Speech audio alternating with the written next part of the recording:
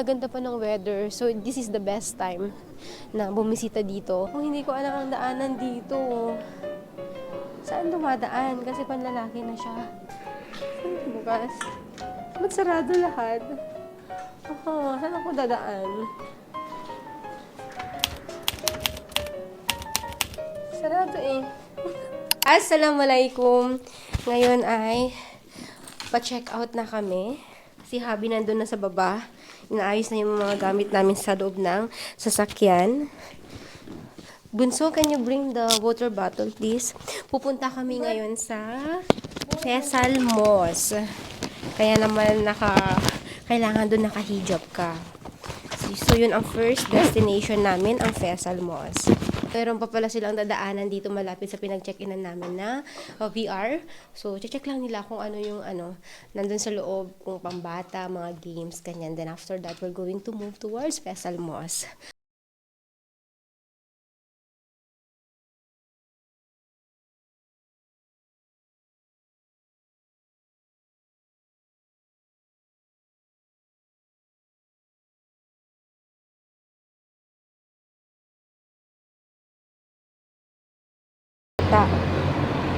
How much the entrance of all? Because they have different. So, ito yung loob. Hindi kami pwedeng pumasok kasi close pa. Ngayon ay on the way na kami sa Faisal Mosque. Sabi ng mga bata, maliit lang daw yung space, yung sa loob. Pero kaya parang mas mag-e-enjoy daw sila pag pupunta na kami ng Joyland. Oo nga din naman. Kasi pagkatapos na mabalik pa kami dito. 2 PM pa naman yung open noon.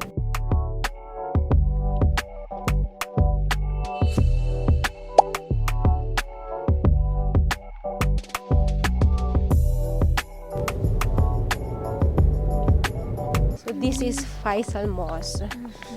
Madaming taong pumupunta dito to visit. Ano naman ang pinaglalaban ng heels ko dito? Nagtanggal. Total, sabi naman ni Habi pagdating sa loob, tatanggalin ko rin naman. Karamihan sa mga nagpupunta dito is visit talaga for tour. Kasi nga, super sikat din tong Faisal Mosque na to. Pag once na you are here in Islamabad, kailangan, this is one of your bucket list. And yeah, ito yung pwede kong maglagay ng mga sapato. Shoe rack, you can say.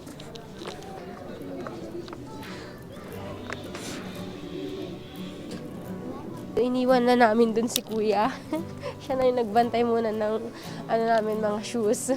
Napaka-peaceful ng pakiramdam pag andito ka. Ang daming family na nandito. May mga foreigners din. It's a very big area. Ang laki pala ng area na to. Tapos ang laki din ng parking lot. Should we go inside? My love, this is so big. Yeah. There is also, what about in Eid? So maybe a lot of people are here, right? Pag mga Eid prayers. Tapos nakalagay doon, one of the rule is, this is not a picnic area. So, di sila allowed magdala ng pagkain sa loob. You said that, for 5 times before you came already here. No, this is our 4th time. 4th time. Ganda-ganda pa ng weather. So, this is the best time na bumisita dito. Especially if you are not living in Islamabad. Pag nasa ibang city ka, ibang province. So, this is the best time pagbisita dito. Down, okay, and wait for us. There's Entel to Baya to come also here, okay? But we will also sit there and guard our shoes. After some time, we are going down, okay? Now, pray something, baby. We are already here, so pray. Ito yung ladies area. Sa kabila naman is for gents. Yan, pwede ka rin, may mga lagayan din pala dito na available.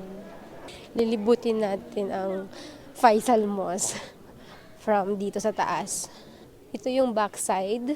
Sayang hindi nila walang tubig yung mga fountain, kundi ang ganda dito, mas lalong maganda. I don't know what is the name of this tree. Parang yung laging famous sa mga fantasy drama sa atin. Ganito yung mga puno. And look, all pine trees dito. Grabe, sobrang ganda. Worth it talaga puntahan tong Faisal Mosque. This is one of my bucket list mula nung dumating ako dito sa Pakistan. And finally, I'm here.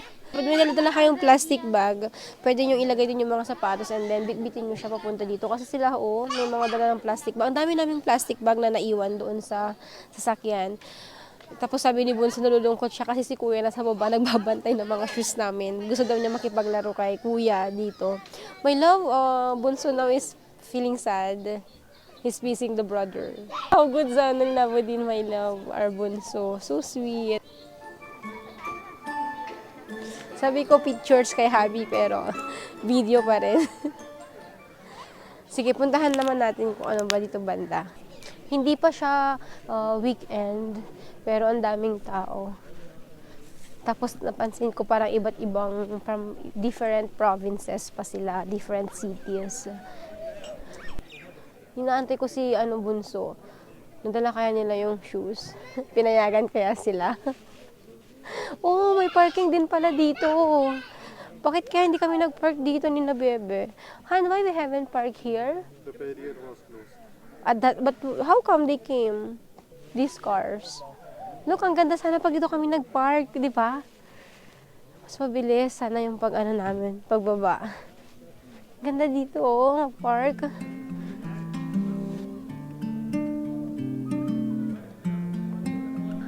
Ayan na si Kuya. Ayan, nakita na kami. Dala-dala talaga yung mga shoes.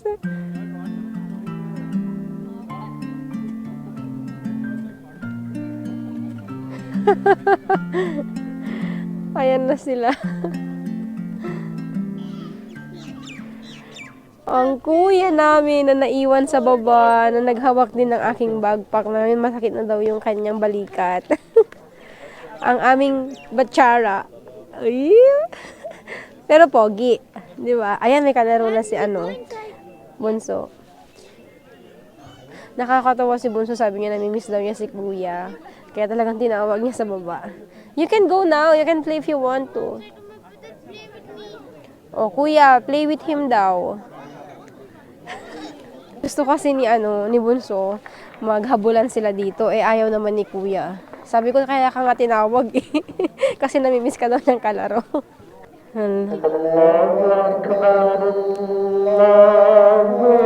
It's prayer time now. It's prayer time now. Ang aking mag-aama ay nandun nakaupo. Dahil magwuwuso na sila para makapag-offer ng prayer.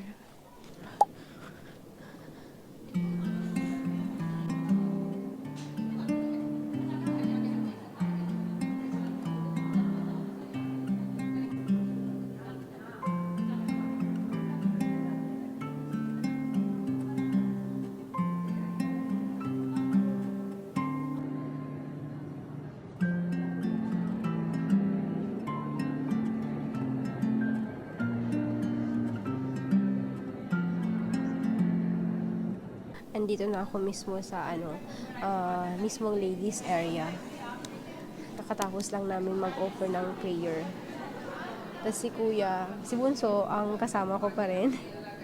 Dito na rin nag-offer si Bunso ng prayer. Tapos sabi niya, para daw may kasama ako.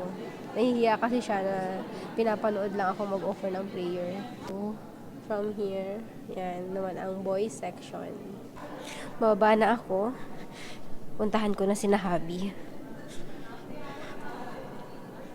Ang ganda ng Faisal Mosque. Worth it siyang puntahan. Lalo na pag andito ka sa Islamabad City.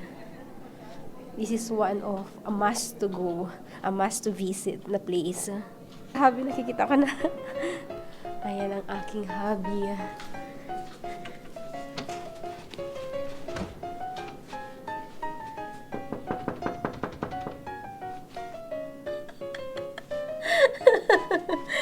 Si Habi. Sa kabila na lang ako dadaan. Wala, ganun. Dito tayo naman. Sarado din yung dinaanan namin ni Bunso kanina. Saan ako dadaan? Sa kabilang side. Kung hindi ko alam ang daanan dito. Saan dumadaan? Kasi panlalaki na siya. Saan nga ba?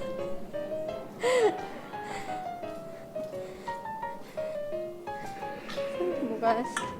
Ba't sarado lahat? Oh, saan ako dadaan? Sarado eh. Ganito naman yung sa may likod, banda. Wala, mga pang ano na yan, mga easy na yan. Hindi ko alam, pero lang ko sinasabi kay Habi na kinakabahan ako para sa mga sapatos namin. Kasi nandun lang. Well, sabi naman niya wala daw kukuha. But kahit na, di ba? Kasi na-experience na namin yan eh. Kahit sa Dubai mo, kahit dun sa, sa amin sa Abbottabad, may nawawalan ng mga sapatos, sandals, ganyan. Yung mga bata na dala-dala lagi yung sapatos. Thank you so much, Bache. I'm not a butcher. Bacha.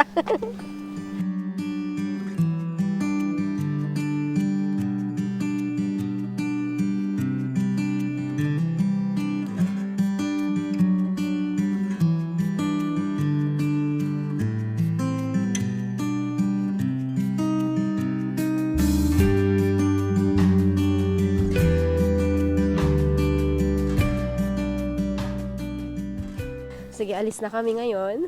Yan, kanya-kanyang dala ng sapatos. Si Habi dala yung sandals ko. Go bunso. Tapos si Kuya. Next time talaga magdadala na kami ng plastic. Hindi kasi namin alam. Gutom na daw si Kuya. Kaya kakain na muna kami. Bago pumunta ng Joyland. Nakalagay ito for ladies. Ladies should be careful about proper Islamic dress.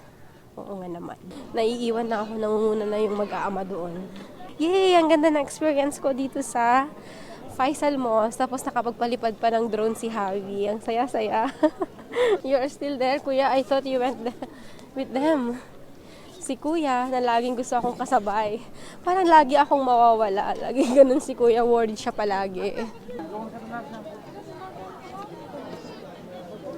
Madami nang pauwi. Pero madami pa rin papunta. Maaga pa naman kasi, it's 2 p.m.